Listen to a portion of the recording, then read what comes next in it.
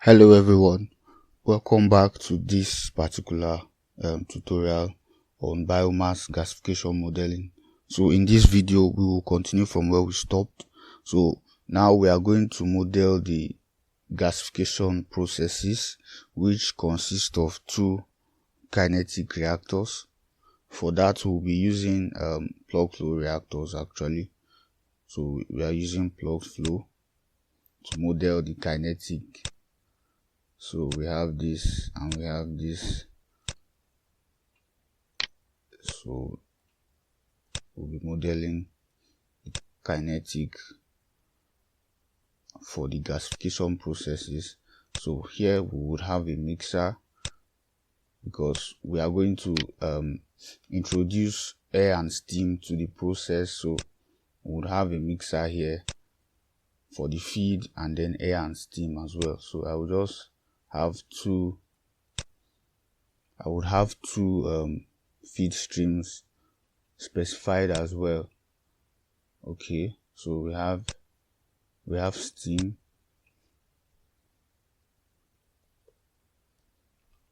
Okay, so we'll specify the properties of air and steam.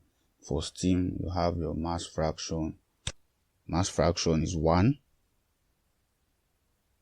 Mass fraction for water is 1.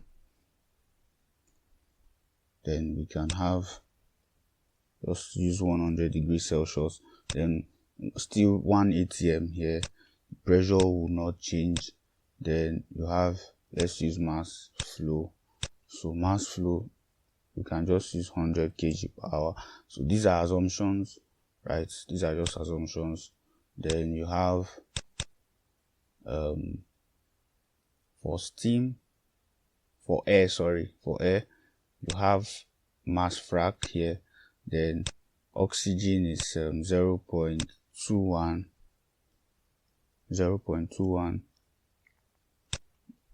nitrogen is 0.79. then let's say we use 65 here. Then here is still 1 atm.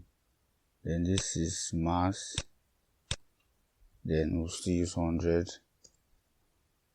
So we have this. So these are fully specified. Then we need an outlet stream for the mixer. Okay.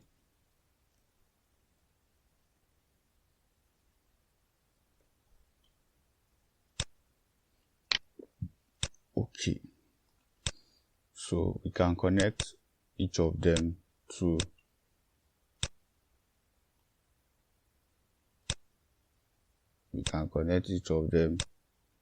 the mixer.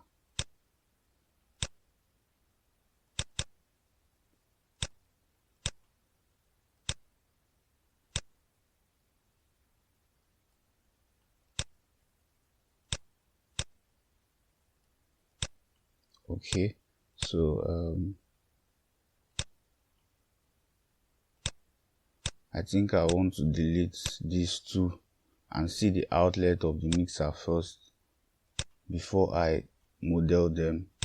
Let me just run this to see how the outlet looks.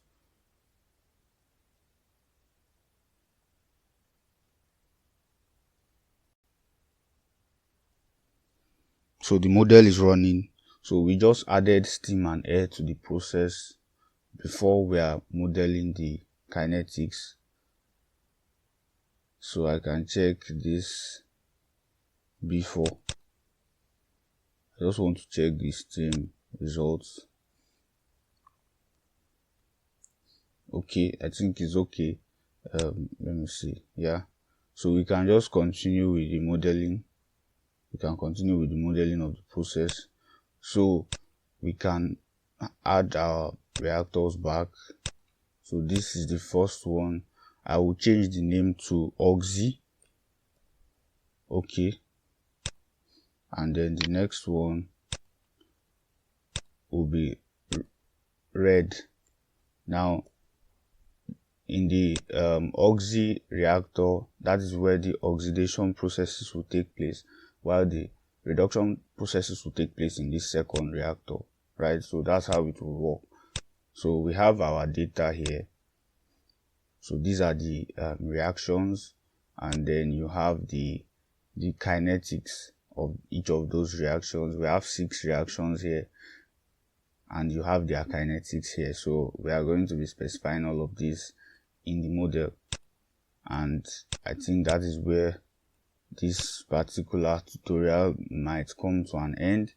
So let's specify the reactions. So to specify reactions, you go to the navigation pane by your left, and you find reactions there. You click on it, and then you specify your reactions. You can only do this. This is required when you are specifying kinetics. When you are specifying kinetics, you need to do this. But if you are specifying something like stoichiometry, maybe you are using the R-stoic reactor, you can actually specify the reaction inside the reactor. But for kinetics, you have to come here. So you click on new, and then you choose the type. You choose the type. I think it's power law in this case. Then you click OK. You click OK. Yes, so you can now specify the type of reaction you want. Reaction 1. Okay, I can change this R1. Let me go back. I can change the name of this guy. Sorry. Let me just change it. I'll change it to oxy. Enter. So it represents all the oxidation reactions that we are going to be specifying. So all the oxidation reactions we are specifying will be under this oxy reaction. So this is the first. So the first we have is we have CO plus 0.5 O2 to give you CO2. So you find CO there. We have CO, then O2 to give you CO2. So you have this like this. Then you can specify their stoichiometric coefficients. CO 0.5 to give you CO2. That is, stoichiometric coefficient is positive for products and negative for reactants. So this is minus 0.5. Enter. So let me confirm as -1, minus 0.5, then 1. Then you can specify their exponents. Now this data I'm making use of can be gotten from journals. Can actually be gotten from journals.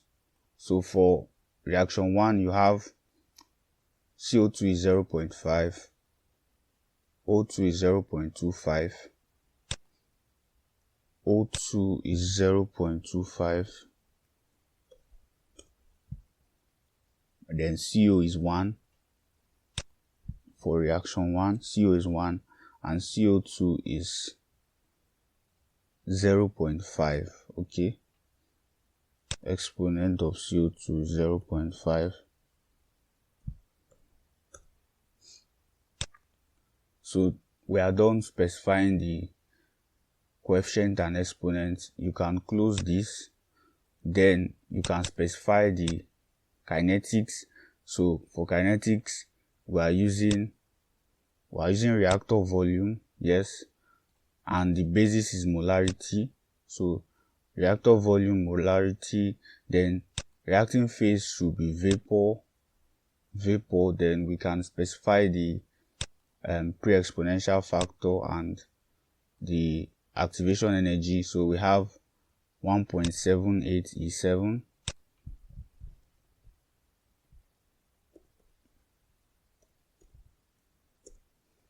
And then we have this in kJ per kmol. Yes, kJ per kmol. So we have 180,000. 1, 2, 3. 180,000. So this is fully specified, and for the first reaction. So for the second reaction, all you need to do is go to input, the input of oxy, just click on input and then click new. So it adds the second reaction, right? So we'll be specifying the second reaction the way we specified the first reaction. So okay, 126,000. So I'm done with specifying the reduction, the oxidation reactions. The oxy reactions, they are just two and they are fully specified.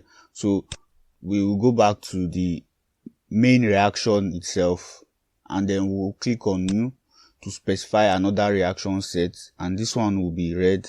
So all the reduction reactions will be under this. So you just click on power law again. So it's power law, right? It's kinetics, so we are using power law. Then you click OK. Then you can start specifying all of them. New. The first one is this carbon plus H2O, carbon solid plus H2O, that's water, to give you CO plus H2, CO plus H2. So we have their coefficients.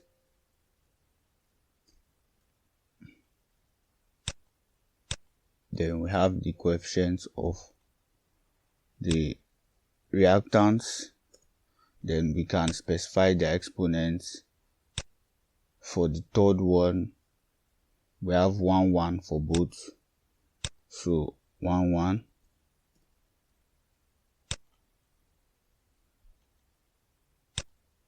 Okay, so we can close this and specify kinetics. So for kinetics, let me see, kg per kmol. For the kinetic of reaction 3, we have 200 for this. Then we have 49,900, 49,900. Yes. So we are done specifying this.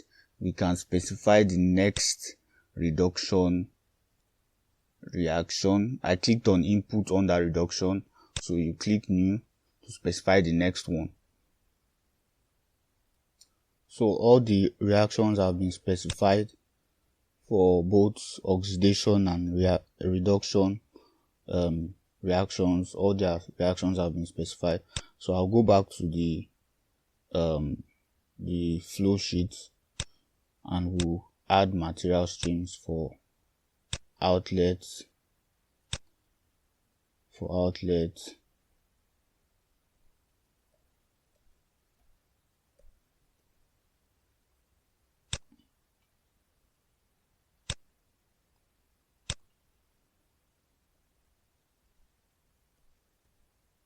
Okay, so then we can connect this.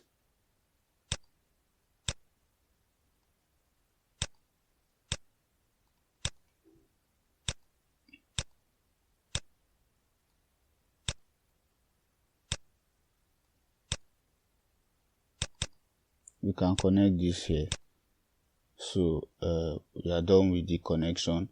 Then next is to specify the reactor conditions. So you have reactor type. I'm using specify temperature. Yes. Then let me see, I'll use this.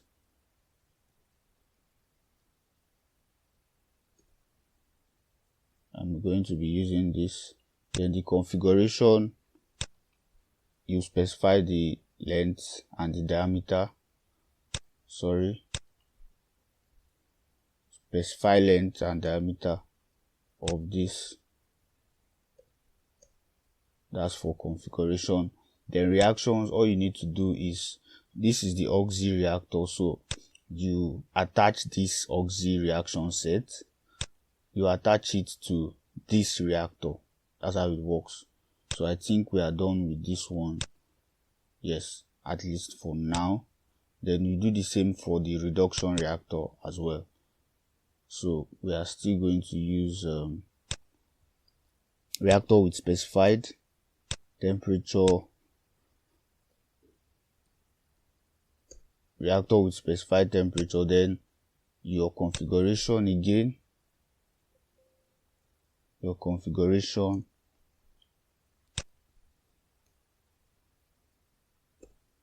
then we have this as your reaction set. We have red as your reaction set. So let me close this. Nope, I just want to check this. Okay, let me go back to the flow sheet and just quickly look at this before I run it. So you have this and then you have this. Okay, then we also have this as well. Okay,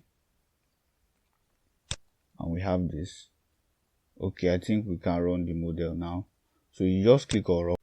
So I think I would send a part of this solid into the reaction because we don't have carbon over there. So let me see. Carbon, mixer splitter. Okay, I will use a separator. I will use this separator. Okay, so I want to separate carbon from ash. Flow sheet. I want to separate carbon from ash. So this is ash.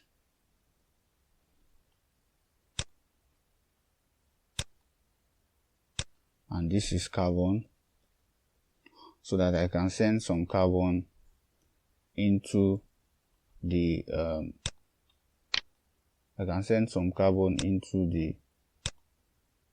process.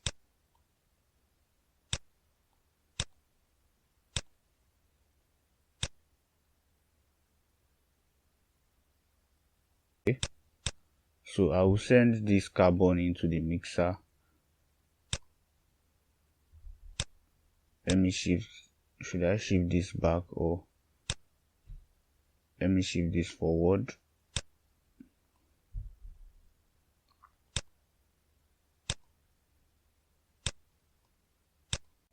So I've sent some of the carbon into the process from this separator here. So I can now run the model. Right, so if I open this, you will see for ash, the ash stream is the top. You have ash to be 1, then a little of the carbon still comes out from here. Right, I don't need all of the carbon in this gasification process. I think the carbon was in the reduction reactions. Yes, it was involved in 2 of the reduction reactions. So I just sent a portion of the carbon into these processes. Right, so that's why I specified the carbon for the top to be 0.2. So most of the carbon comes out from the bottom of that separator, and enters these reactors. So that's how I did this here. Then you can check the reduction results. So we have this for hydrogen. This is the final amount of hydrogen produced from all we have specified, 287.692 from all the reactions we specified. So these are the reactor products. So there are a lot of things that affect your hydrogen production in this process. For example, the amount of feed, right? So if you increase the amount of your feed, it will affect the amount of products you will get. Then also other things that can affect it will be the reactor dimensions, right? The reactor dimensions, the length and the diameter of the reactor, that will also affect your product out. Also, another thing that will affect is the reaction temperature. The reaction temperature also has an effect on this process. Then another thing that will affect it too is the amount of steam and air you feed into the process, right? The amount of steam and air, right? Steam and air, the amount you feed into the process will also affect the hydrogen production, right? I think for air, that's oxygen to biomass ratio should be between 0.2 to 0.3, the ratio of oxygen to biomass. So you will have to modify the mass flow of your feed, right, to actually suit the production of hydrogen, the mass flow of your air feed, right? So all these factors will actually affect how much hydrogen is produced in this process, right? Now that hydrogen has been produced, you can use any of the separators, right, to separate anyhow you like, based on your preference. You can separate hydrogen from the other products and then maybe increase the pressure or something, right? So, but these are the major stages in the production of hydrogen through biomass gasification, right? So I just wanted to bring this up, right? So we can, before we separate, we can maybe reduce the temperature. I think the temperature of this should be very high. Yes, it's even at 800. So you can reduce the temperature, right? You may want to do some heat exchange on your process. So you can just add this. You can add this, then also this.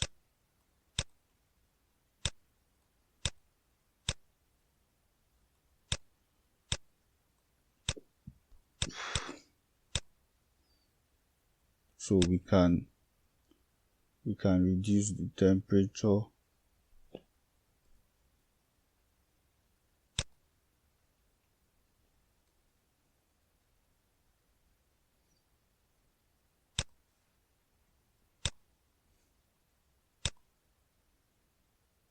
Yes, so you can run the model, then you can check the heater results also. Yes, okay, so the temperature has been dropped drastically. So after this, you can decide to separate hydrogen directly from the other products, right? Or you can separate the liquid from solid. You can separate the liquid from gas first before you separate hydrogen, however you want to do it, right? So this will be based on your preference. So anyhow you want to actually separate them. So I will just model the separation of hydrogen only.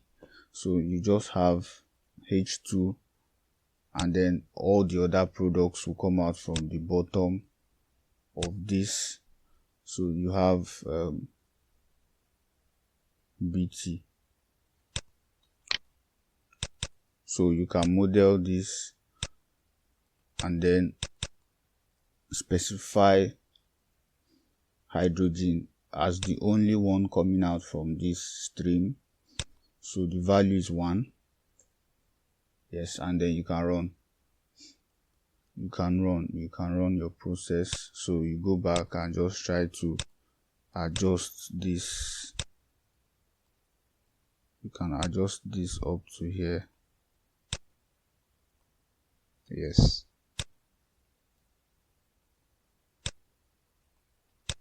Then you can do the same for this too.